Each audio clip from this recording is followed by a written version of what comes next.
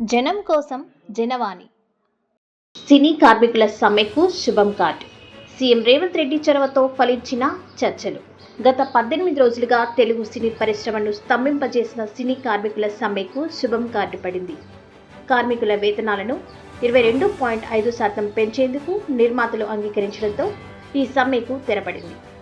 తెలంగాణ కార్మిక శాఖ ఆధ్వర్యంలో జరిగిన చర్చలు సఫలం కావడంతో శుక్రవారం నుంచి సినిమా షూటింగ్లు తిరిగి ప్రారంభం కానున్నాయి.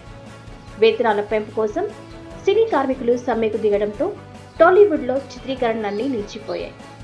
ఈ సమస్య పరిష్కారానికి సీఎం రేవంత్ రెడ్డి చేసిన సూచన మేరకు ఫిల్మ్ ఛాంబర్, ఎఫ్డీసీ, కార్మిక శాఖ రంగంలోకి దిగాయి.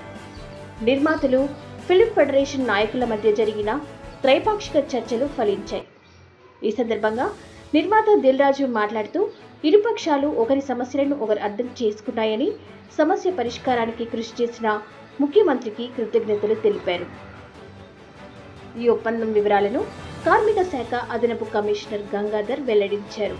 కార్మికులు 30% వేతన పెంపు డిమాండ్ చేయగా సుదీర్ఘ చర్చల తర్వాత 22.5% పెంపునకు ఇరు వర్గాలు అంగీకరించాయని ఆయన వివరించారు.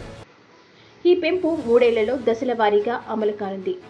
2000 లోపు వేతనం ఉన్న వారికి మొదటి ఏడాది 15%, రెండో ఏడాది 2.5%, మూడో ఏడాదికి 5% చొప్పున పెంపు ఉంటుంది.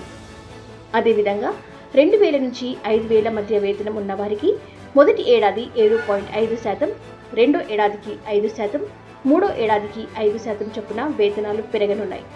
ఈ ఒప్పందాన్ని స్వాగతిస్తున్నామని, శుక్రవారం నుంచి కార్మికులందరూ విధులకు హాజరవుతారని ఫిల్మ్ ఫెడరేషన్ నాయకులు ప్రకటించారు. పరిశ్రమ అభివృద్ధికి ఈ నిర్ణయం దోహదపడుతుందని ముఖ్యమంత్రికి వారు కూడా ధన్యవాదాలు తెలియజేశారు. తాజా ఒప్పందంతో టాలీవుడ్లో మళ్లీ సినిమా చిత్రీకరణలు ఊపందుకున్నాయి.